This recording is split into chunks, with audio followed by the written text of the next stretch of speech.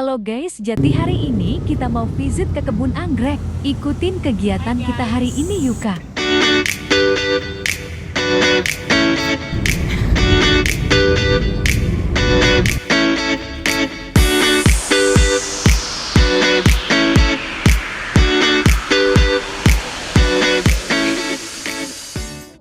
Halo guys, jadi sekarang aku udah berada di Taman Anggrek Esria Orchid ya, yang berada di Kota Depok. Jadi aku mau langsung aja buat wawancara kakaknya. Let's go. Halo Kak. Ya, halo. Kami dari Universitas Gunadarma mau wawancara kakak sedikit mengenai usaha bisnis kakak ini. Oh ya, kebetulan di sini juga Kebun Anggrek Esria Orchid menyediakan berbagai macam jenis anggrek, nggak cuma Dendrobium aja, tapi juga ada Cattleya, ada juga Vanda, anggrek bulan, dan lain sebagainya. Nah, untuk usianya juga mulai dari kompot atau bibit dalam lab ya, botolan, kompot, terus seedling, remaja, dewasa hingga berbunga. Jadi semuanya dari hulu sampai hilir di sini semuanya ada gitu. Wah, jadi banyak banget ya guys di sini tuh beragam macam anggrek gitu. Terus aku mau nanya nih Kak, latar belakang kakak membangun bisnis ini tuh apa? Kalau latar belakang kebetulan di sini didirikan oleh bapak saya, Bapak Wagiman. Nah, awal-awal itu tahun 1998 itu mulai dari lab kecil-kecilan di rumah. Nah, itu dia buat semacam bibit dalam botol anggrek. Terus kemudian berkembang akhirnya punya modal. Pada tahun 2004 itu beliau mendirikan kebun di sini. Nah, akhirnya berkembang, ada juga kita impor dari Thailand bibitnya. Biasanya kita impor sebanyak lebih dari 1000 anggrek gitu. Kadang bisa tiap bulan atau 2 bulan atau 3 bulan sekali gitu. Ditambah lagi kita juga melakukan produksi anggrek di laboratorium sendiri, mulai dari kultur jaringan dan lewat persilangan anggrek gitu. Untuk latar belakangnya sih, kalau bapak memang punya passion di bidang anggrek, terus juga sebelumnya kerja di Taman Anggrek Indonesia Permai di Jakarta ya gitu. Jadi memang bapak udah passion dari dulu, awalnya dari hobi bapak, makanya bisa berkembang ini saya juga kaget gitu. Awalnya hobi kemudian jadi bisnis gitu, pelan sampai sekarang alhamdulillah masih bertahan gitu. Oke, baik. Jadi itu ya teman-teman latar belakang buat mendirikan usaha ini. Terus selanjutnya kita ke teman saya. Ya. Oke guys, sekarang aku udah sama kakaknya nih. Nah, aku mau nanya nih Kak, hambatan kakak selama menjalankan usaha ini tuh apa sih? Oke, karena yang diurus adalah makhluk hidup ya, atau tanaman anggrek. Di sini kendalanya itu pasti kita penyakit atau hama. Nah, hama itu macam-macam, ada siput, ada juga tungau ya, ada juga penyakit virus. Nah, itu yang paling susah, virus. Jadi apalagi di musim hujan seperti ini ya, cuaca berubah-berubah, kadang pagi panas, siang panas, terus tiba-tiba hujan. Nah, itu bisa merusak anggrek. Nah, ini seperti ini nih. Ini ada kena virus nih. Nah, ini kena virus bintik-bintik hitam. Oh iya. Nah, ini harus segera diobatin. Nah, kalau nggak segera nanti dia bisa menyebar ke tanaman sebelahnya, induknya, atau enggak ke teman-temannya itu. Jadi harus ekstra pengobatan, ekstra perhatian. Jadi kalau punya anggrek atau tanaman itu memang harus disayang gitu. Kita juga ya kayak sesama manusia lah. Nah, kalau aku sih ngibaratin udah kayak punya pacar aja gitu. Jadi harus disayang, diperhatiin anggreknya. Jangan sampai kita merusak, secara nggak langsung kita merusak anggrek kan, kita nggak memperhatikan itu. Jadi kita harus perlu diperhatikan perawatannya, mulai dari pengobatan, pemupukan, terus penyiraman juga nggak boleh terlalu basah. Kalau terlalu basah, hujan terus, itu juga bisa busuk, bisa lembab, akhirnya kita juga rugi gitu. Terus ada juga sih hambatan lainnya itu, kita kan juga penjualan lewat sistem Shopee ya. Nah, ada juga yang melakukan pembatalan secara tiba-tiba. Nah, itu juga buat kita rugi, alasannya macam-macam gitu. Apalagi sekarang pihak ekspedisi itu punya aturan yang ketat. Jadi kalau nggak lolos scan X-ray di bandara itu bisa dibalikin ke sini gitu. Terus juga hambatan lainnya juga apa ya, di sini kalau di sini tuh nggak semua tanaman itu bisa berkembang dengan baik gitu. Dia juga ada kekurangannya. Misal tanamannya tinggi tapi daunnya bergelombang, kurang cakep gitu, atau kurang subur. Ada yang berkembang cuma 1-2 batang, ada yang 3 atau 4, jadi macam-macam. Makanya kalau dari peluang bisnis ya di pemasaran Shopee itu lebih suka yang rimbun-rimbun gitu, yang lebih dari 3 batang. Sementara kan tanaman beda-beda, ada yang 1 batang, ada yang 2 batang. Nah itu kalau hambatan di penjualan. Bukan kita nggak bisa ngerawat, tapi memang genetik dari bibitnya itu dari sana seperti itu. Gitu sih. Itu aja. Berarti seperti itu ya guys, hambatan-hambatan yang pernah kakaknya laluin selama menjalankan usaha ini ya kak ya. Nah, Oke guys, kita udah mengenal tentang latar belakang dari perusahaannya, sudah mengenal hambatan serta cara mengatasinya, dan sesi pertanyaan kali ini mengenai berapa sih modal awal membuka perusahaan ini, serta berapa penjualan minimal selama 1 bulan untuk menutupi modal tersebut agar perusahaan tidak rugi. Yuk, mari kita tanya-tanya kepada kakaknya. Oke guys, ini ada salah satu karyawan di sini, kakaknya. Kita akan tanya-tanya. Halo kak, maaf sebelumnya mengganggu. Ya. Di sini saya ingin bertanya tentang berapa sih modal awal untuk membuka perusahaan anggrek ini? Kalau untuk modal ini tergantung apa ya tujuannya. Jadi kalau memang dibuka lahannya misalnya ukuran 100 meter ya, dengan banyak bibit misalnya penuh semua, itu bisa sekitar 100 meter tuh bisa 5.000 tanaman atau 3.000 sampai 5.000 tanaman gitu. Ya kalau range modal bisa sekitar hampir 50 juta ya kalau kita dari rak, terus ini paranet, tiang-tiang. Karena ini juga butuh modal yang lumayan, belum obat-obatnya, terus pupuknya, vitaminnya gitu ya. Jadi kalau untuk modal dari awal kita kalau langsung banyak sekitar 100 meter itu cukup besar. Teman kalau kecil-kecil sesuai dengan modal kita itu bisa aja dari pekarangan rumah gitu. Kita bisa modal kecil-kecilan, bisa bikin 1 rak dulu, sesuaikan dengan modal kita. Misal ada budget 1 juta, ya udah bikin kecil dulu aja gitu. Itu bisa. Jadi nggak harus yang tadi saya bilang harus 50 juta. Itu tergantung dengan modal yang kita punya aja gitu. Kalau di sini modalnya ya cukup besar ya, soalnya bapak udah langsung siap modal besar. Jadi waktu di awal tuh luasnya itu bisa dari depan sampai belakang sini bisa sekitar 1.500 ada.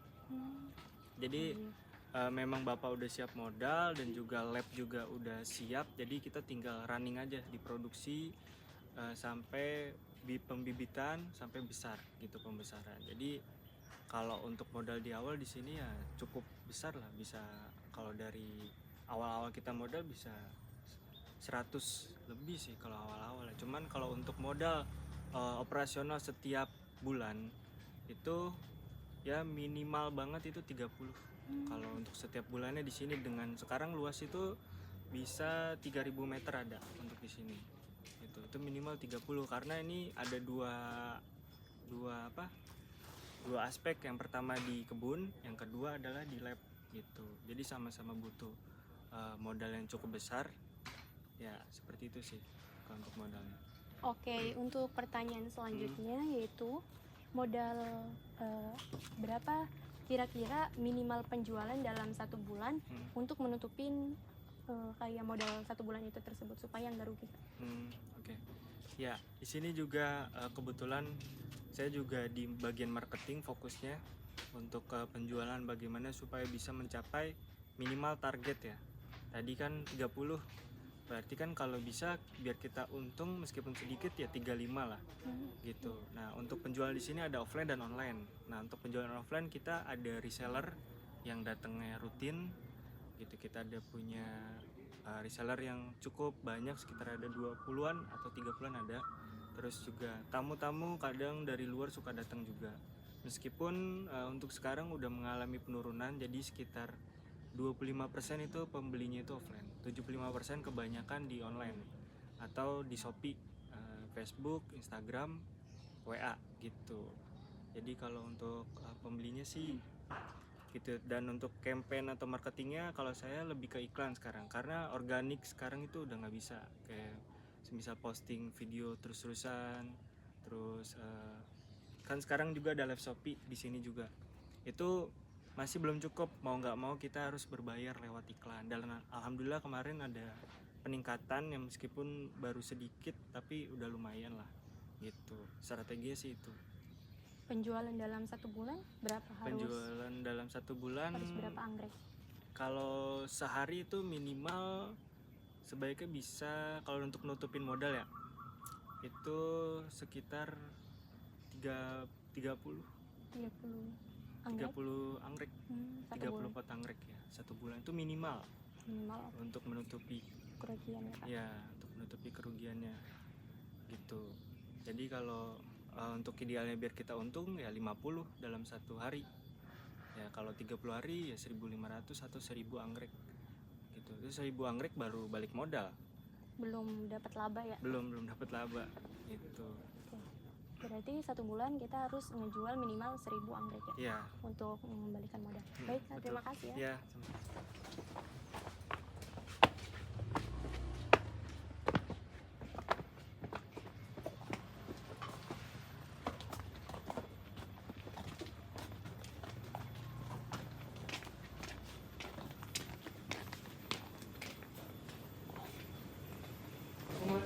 Kalau perawatan anggrek di rumah Kak itu gimana sih perawatannya Kak?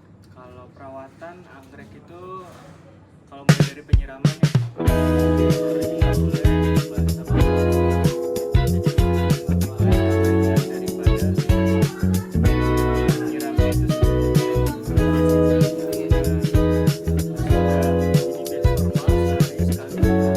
kecuali dia panas banget seharian, itu bisa 2 kali pagi sama sore. Jadi tergantung kondisi media gitu. Kalau medianya nih misalnya masih basah, dicek kelihatan juga kan masih basah ya, itu nggak perlu disiram lagi. Jadi kalau nunggu kering aja baru disiram. Terus juga kalau pemupukan juga seminggu sekali, pagi atau sore. Itu kalau pagi jam 7 sampai jam 9, kalau sore itu setengah 4 sampai jam 4. Soalnya stomata atau mulut daun di sore hari itu terbukanya sebentar, atau mulut dia buat makan lah cuma sebentar. Nah, pemupukannya pakai apa? Bisa pakai bahan kimia atau enggak pakai bahan alami dari di rumah tangga bisa. Kita pakai cucian air beras bisa. Itu untuk penyubur, ya, untuk penyubur anggrek gitu. Penyubur anggrek nanti bisa sebagai pupuk alternatif. Kalau untuk takarannya itu 1 gelas cucian air beras per liter air gitu. Jadi disesuaikan aja dengan jumlah tanamannya, dan juga nggak boleh disimpan terlalu lama, soalnya nanti jadi toksik atau jadi racun. Jadi langsung habiskan sekali pakai. Nah, kalau untuk pembungaan misalnya untuk perangsang bunga, misal anggrek ini nih, kalau anggrek ini kita pengen perangsang bunga, kalau beli pupuknya itu dikiranya mahal, bisa juga pakai micin atau sasa. Itu 1 sendok teh per liter air, bisa digabungkan antara 1 sendok teh sasa dengan cucian air beras tadi. Itu bisa digabungkan, siram atau semprot ke daunnya, dia kan makannya di daun. Sisanya boleh taruh di media, disemprotkan ke media gitu. Terus juga kalau untuk pengobatan itu memang mau nggak mau harus pakai yang kimia gitu. Di sini ada bisa pakai insektisida buat serangga, bisa pakai fungisida untuk jamur atau untuk bakteri. Terus juga bisa pakai namanya akarisida untuk tungau. Jadi di bawah daun tuh ada kayak penyakit namanya tungau. Nah, itu juga bisa diobatin gitu. Cuman kalau dibiarin aja sebenarnya nggak apa-apa. Cuman nanti kalau dia virus itu bisa merambat kemana-mana. Kalau dia virus, kalau dia udah parah, udah 1 daunnya misalnya kuning semua, udah dibuang aja, dipotong biar nggak nyebar. Kayak gini bukan sih? Itu ya, itu kena virus. Nanti itu bisa dipotong atau enggak bisa dicari yang anggrek yang jenis lain yang masih sehat, lebih sehat lagi gitu. Kalau ini udah kena apa tadi? Virus, ya, virus bisa dipotong aja. Terus juga kalau di rumah juga yang penting anggreknya diperhatiin, jangan sampai kita sibuk dengan kegiatan anggreknya ditinggalin gitu aja. Pasti nanti entah dia layu, entah dia kering, entah dia busuk ya. Jadi benar-benar harus diperhatiin gitu. Ya ibarat kayak pacar lah. Ya ampun. Harus diperhatiin, dikasih kasih sayang yang lebih. Berarti emang kayak harus perhatian banget gitu kan kalau nanam anggrek di rumah. Ya betul. Kalau anggrek kayak gini tuh kayak kita harus ada apa ya, kayak obatnya gitu sih buat buat nanamnya. Ada. Kalau obat tadi untuk penyakit ada. Jadi pakai fungisida buat jamur, insektisida buat hama. Kalau buat virus juga bisa. Kita ada merek-merek rekomendasi juga kok. Kayak fungisida bisa pakai antrakol namanya atau diten. Kalau enggak, kalau insek tuh bisa pakai kurakron sama alika dicampur untuk membunuh si virus. Di sini ada juga obat-obatnya, medianya juga di sini pakai kaliandra. Ini daun kaliandra sama sabut kelapa. Gitu. Sabut kelapa untuk menyimpan air. Dia juga punya kandungan nitrogen yang tinggi buat tanaman itu biar lebih subur.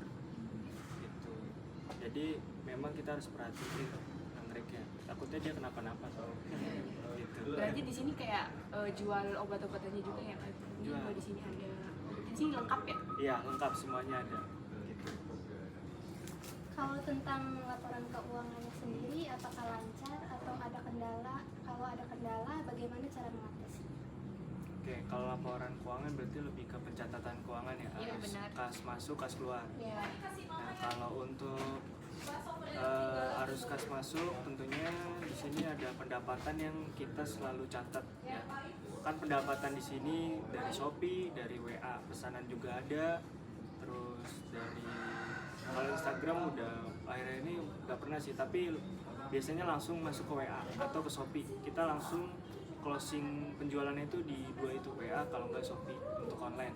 Tapi kalau untuk offline, kita alhamdulillah kita punya aplikasi kasir yang sudah bisa langsung tercatat otomatis. Gitu.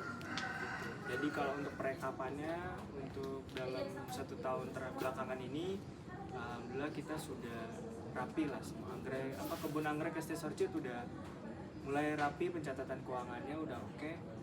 Cuman kalau untuk pengeluaran di sini karena banyak pengeluaran ya, banyak pengeluaran di sini juga pakai nota atau struk gitu. Jadi biar kita nggak lupa apa yang kita beli tadi, kita langsung catat di pengeluaran gitu. Ya gampangnya debit kredit lah ya. Gitu. Kita alhamdulillah udah nggak ada hambatan sih kalau untuk pencatatan ya. Gitu. Karena semuanya udah gimana? Udah kami usahakan yang terbaik gitu, formulanya, pembukuannya seperti apa, sudah semua sih. Jadi kayak udah aman gitu. Iya. Udah pakai Excel. Perekapan akhirnya di Excel.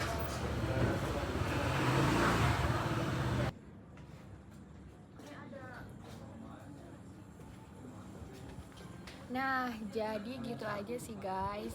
Kita udah selesai wawancara sama kakaknya tentang mengenai latar belakangnya, terus solusi gimana kalau misalkan si bibit tanaman atau si tanamannya itu kena virus. Terus juga kita udah tanyain soal keuangannya. Mungkin selanjutnya kita bakal coba beli dan kita rawat sendiri di rumah. See you guys.